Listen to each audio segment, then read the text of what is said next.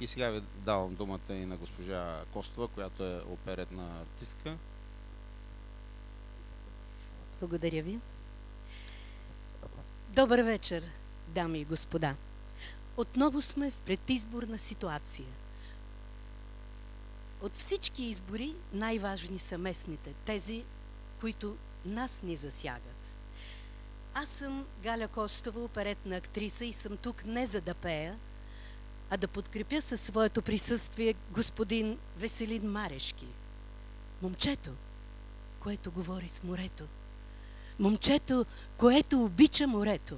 Момчето, което като Рокфелер от една ябълка прави верига от аптеки. От една аптека той прави верига в цялата страна. Той, господин Марешки, говори какво ще направи, а не какво не са направили неговите предшественици. Той не дава обещания, празни надежди. Той говори земно, естествено и добронамерено. А най-важното е, че той не е отишъл в София да живее както повечето варненски бизнесмени, а е останал тук. Той тук е. Тук при нас. Той дава своите пари, милиони левове за данъци, които се използват във Варна. За нас. Той, момчето, което обича морето.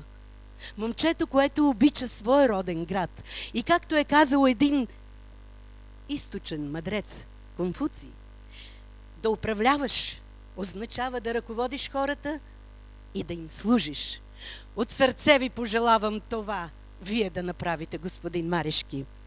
Призовавам всички да вземем на 23-ти бюлетин номер 63 и да го пуснем в урната за него, независимия кандидат за кмет на нашия град Варна, господин Веселин Марешки.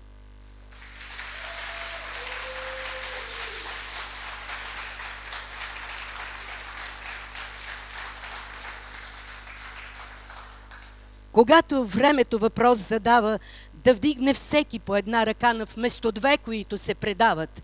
И нека с тази вдигната ръка да изберем бюлетина номер 63, господин Веселин Марешки. И нека всички да подкрепим не тези, зад които стоят партии, а този, който величествено се изправя срещу вятъра и бурите. Той, негово величество, човекът Веселин Марешки, номер 63. Той е кметът. Благодаря ви. С много любов към вас.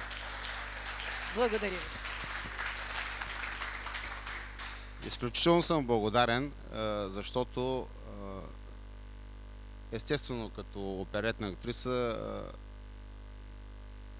това изглеждаше доста вълнуващо, доста артистично, но аз съм сигурен, аз знам, че това нещо идва вътре от душата на госпожа Костова и затова си позволих да я поканя, за да може да предаде тези свои чувства, тази своя вяра, тази своя убеденост на всички вас.